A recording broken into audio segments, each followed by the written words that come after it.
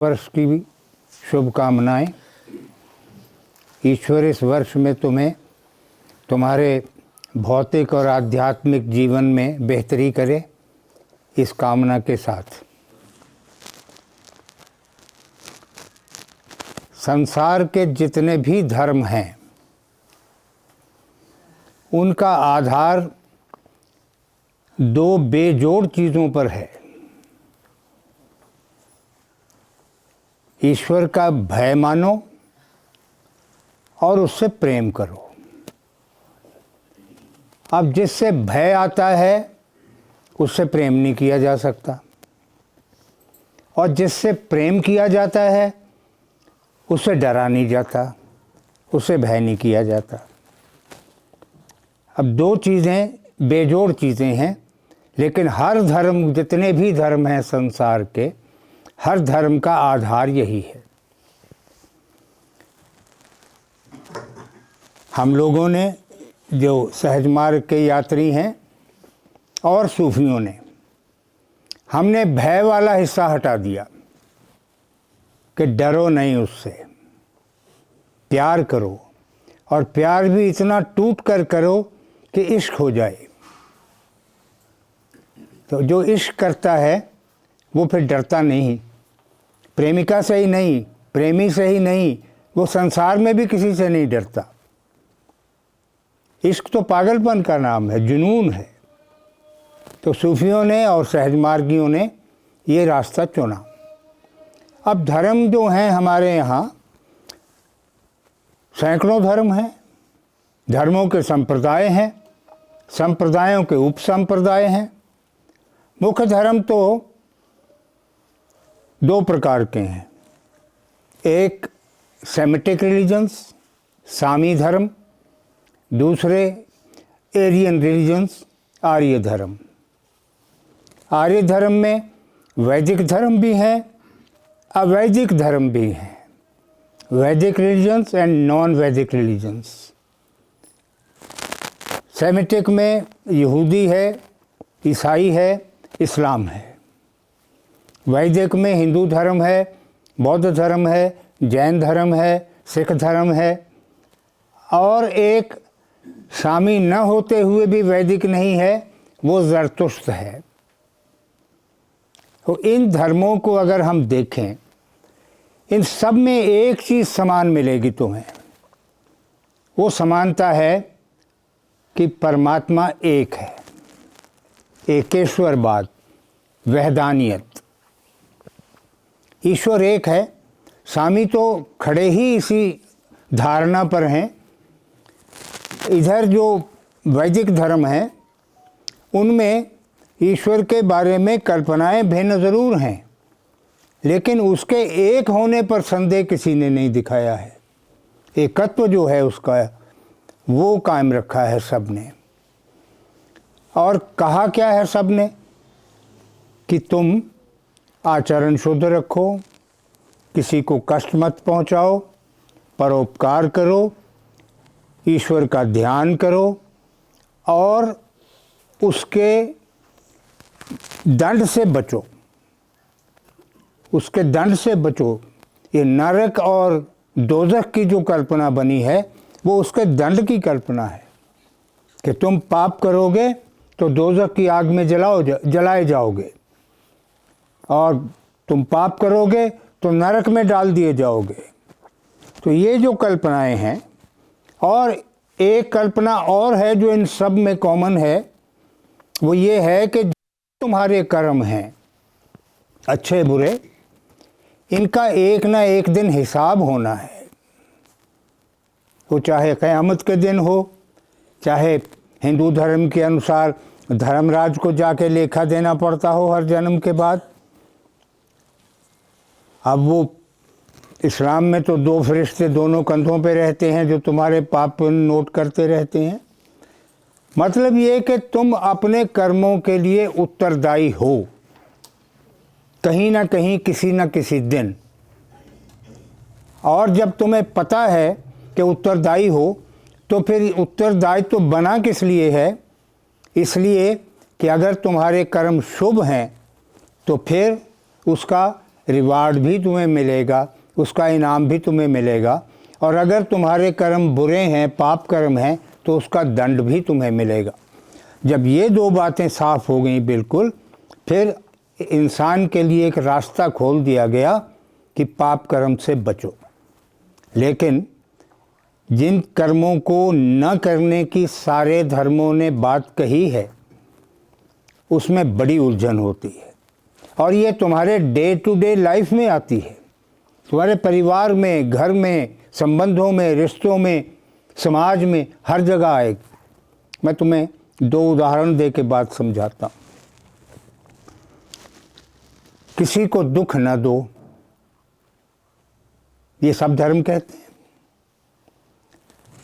तुमने एक आदमी को एक औरत की चेन खींच के भागते हुए देखा, वो तुम्हारे पास से निकला। तुम अगर उसे पकड़ते हो तो उसको कष्ट होगा, तुमने उसको दुख पहुंचा दिया पकड़ के। और अगर नहीं पकड़ते हो तो उस औरत को दुख पहुंचा दिया जिसके सामने तुम खड़े थे और वो तुम्हारे बराबर से निकल गया। तो क्या करोगे ऐसी स्थिति में? एक और उदाहरण लो।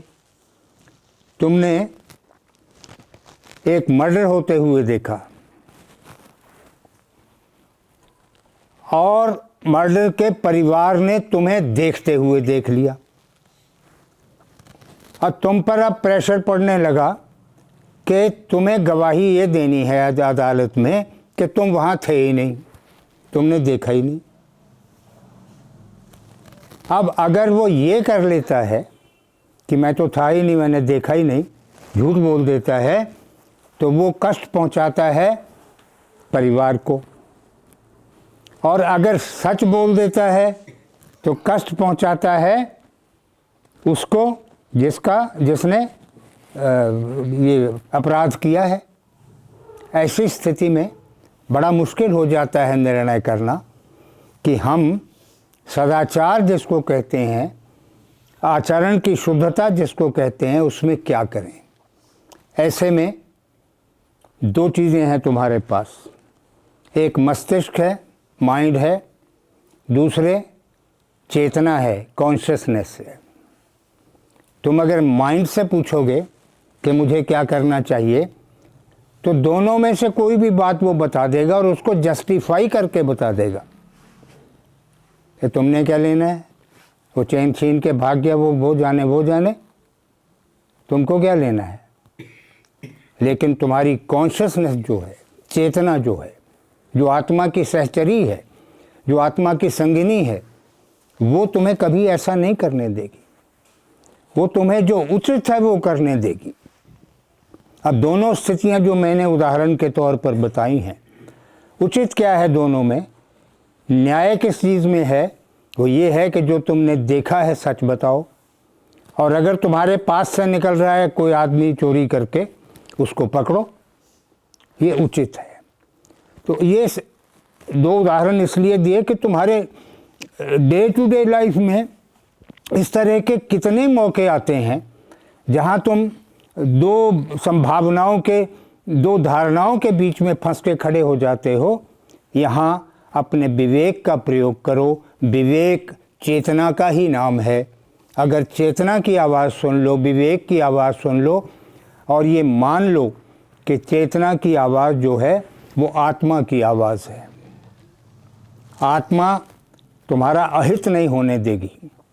आत्मा जो बता रही है, आत्मा जो कहती है, वो मान लेना ही मैं समझता हूँ पुण्य है। और आत्मा जिस चीज़ से मना करे उस काम को कर देना पाप है।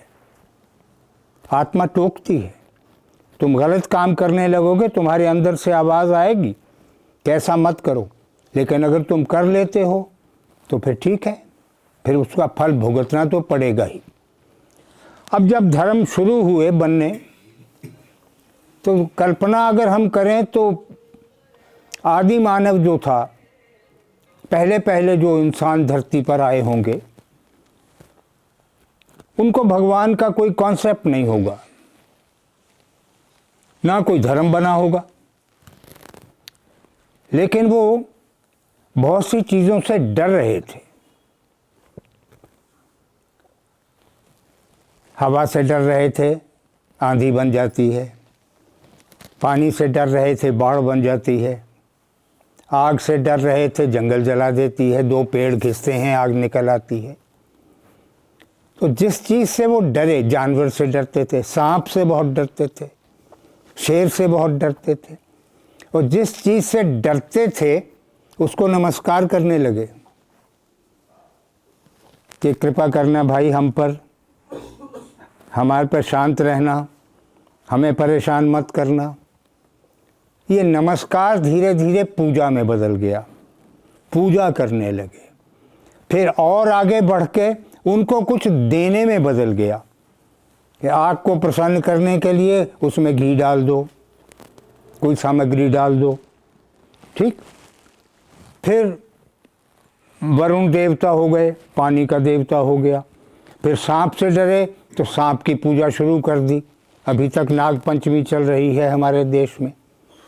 तो जिस चीज़ से डरा, लेकिन ये डर जो है ये धीरे धीरे एक संगठन का रूप लेता गया। तुम भी डर रहे हो, मैं भी डर रहा हूँ, ये भी डर रहा है, वो भी डर रहा है, तो हम 5 हो गए ना, और बड़े 10 हो गए, 20 हो गए, 50 हो गए। तो सब एक प्रकार से ही उन चीज़ों को प्रसन्न करने की कोशिश करने लगे जिन चीज़ों से सब डर रहे थे। वो एक आचार बन गया, वो एक संगठन बन गया बौद्धिक रूप से।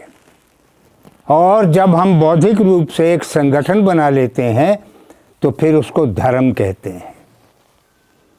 तो धर्म यहाँ से शुरू हुआ, लेकिन अभी तक लिखना आविष्कार नहीं हुआ था। तो सब ये ज़बानी चल रहा था। एक जनरेशन अगली जनरेशन को समझा देती थी कि भाई इस दिन सांप की पूजा करनी है, दूध पिला के आना सांप को।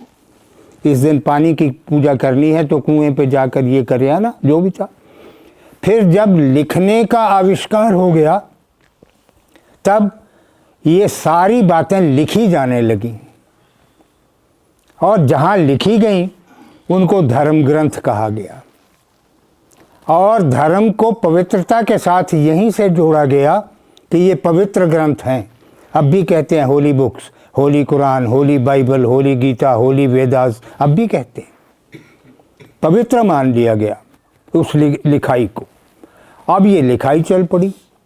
अब उसमें से फिर संप्रदाय निकलने शुरू हो गए।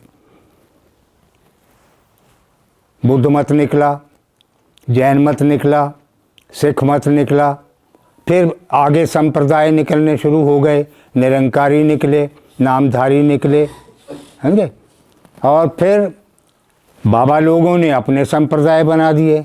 कोई रामपाल बाबा का संप्रदाय, कोई साईं बाबा का संप्रदाय, कोई किसी और का संप्रदाय, ये चल पड़े। और ये सब अपना अपना धर्म बना के बैठ गए, क्योंकि इन्होंने अपने अपने धर्म ग्रंथ लिख लिए। धर्म ग्रंथ तो गाइड बन गया उनका कि इसमें जो लिखा है वैसा ही करना है। अब उसमें दिक्कत क्या होती है कि हम धर्म हमारी चॉइस नहीं है, किसी की चॉइस नहीं है। पूरे संसार में जो बच्चा जिस धर्म के मानने वाले माता पिता के घर में पैदा हो गया उसका वही धर्म हो गया। लेकिन मैं चाहता हूँ तुम अन्य धर्मों के बारे में बेसिक बातें ज़रूर जानो, और जब तुम बेसिक बातें जान लोगे तो तुम्हें ये समझ आएगा कि किसी धर्म में कोई अंतर नहीं है, इसलिए किसी धर्म को मानने की ज़रूरत नहीं है। हमारा एक ही धर्म होना चाहिए। इन सब धर्मों के उपदेशों के आधार पर हमारा एक ही धर्म होना चाहिए। हम इंसान हैं, हमारा धर्म इंसानियत होना चाहिए। हम मानव हैं, हमारा धर्म मानव धर्म होना चाहिए। मानव धर्म में क्या है? अपना भला करो, लेकिन अपने साथ साथ औरों का भला करो। ये दान की जो प्रथा चली सारे धर्मों में है। इस्लाम में ज़कात है, ईसाई में, इसमें क्रिश्चियनिटी में चैरिटी है, हिंदू धर्म में दान है।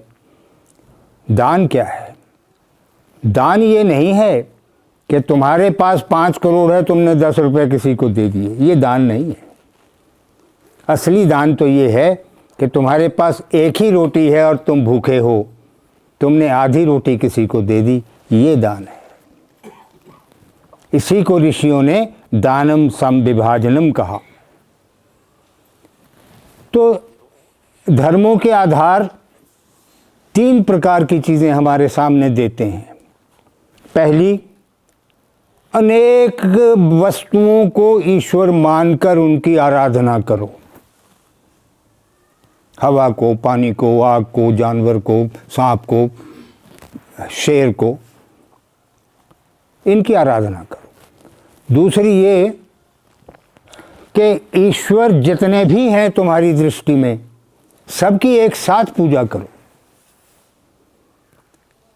तो जैसे सनातन धर्म में चल पड़ा, ब्रह्मा की पूजा, विष्णु की पूजा, शिव की पूजा, पार्वती, गणेश, कार्तिकेय, फिर उनके अरिष्ट नेमी, फिर पूरा परिवार, राम, सीता, कृष्ण, राधा और ये सब, इस सब की एक साथ पूजा करो। फिर एक तीसरा निकला कि ये रूप ईश्वर के नहीं हैं, वो निराकार है, उसको देखा ही नहीं जा सकता, उसका कोई रूप कोई आकार नहीं है, उसकी पूजा करो। अब उसकी पूजा कैसे होगी? जिसको देखा ही नहीं है। ठीक, पूजा तो अर्चना वंदना से होती है। अर्चना क्या है? किसी को, ईश्वर की मूर्ति को फल फूल पैसा देना। जब तुम्हारे सामने कोई नहीं है तो किसको फूल दे रहे हो, किसको फल दे रहे हो, किसको पैसे दे रहे हो? सामने हो तो है ना।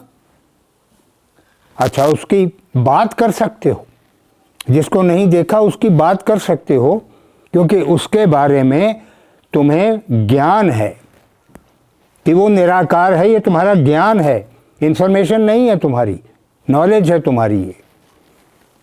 तो तुमने ईश्वर के जिस रूप की कल्पना की है कि वो निराकार है, उसको आकार दोगे तो भक्ति करोगे ना।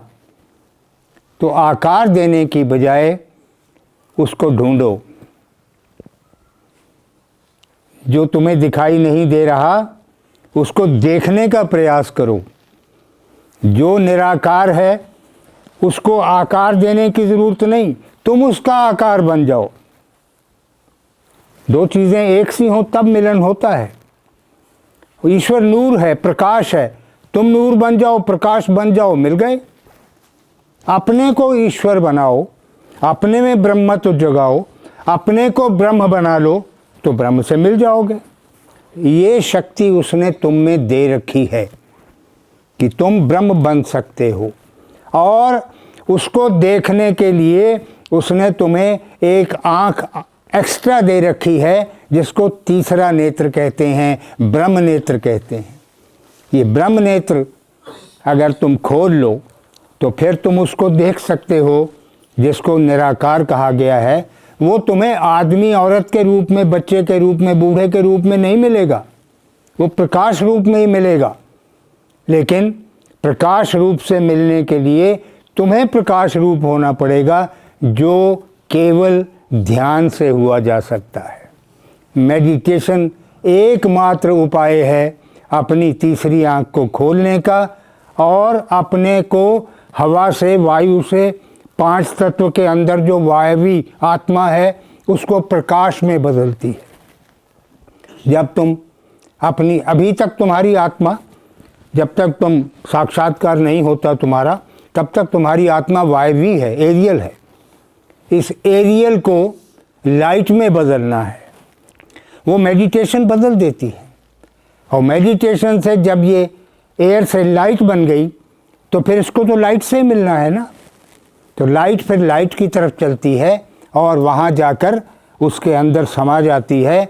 इन्हीं किसी को सूफियों ने इत्तेहाद कहा, विसाल कहा, इसी को हमने साक्षात्कार कहा, मोक्ष कहा। तो नया वर्ष शुरू हो गया। तुम लोग इस वर्ष में इस रास्ते पर थोड़ा और आगे बढ़ो। ज्ञान तुम्हें जितना मिल सकता था मिल ही रहा है। बाकी मेरी शुभकामनाएं हैं।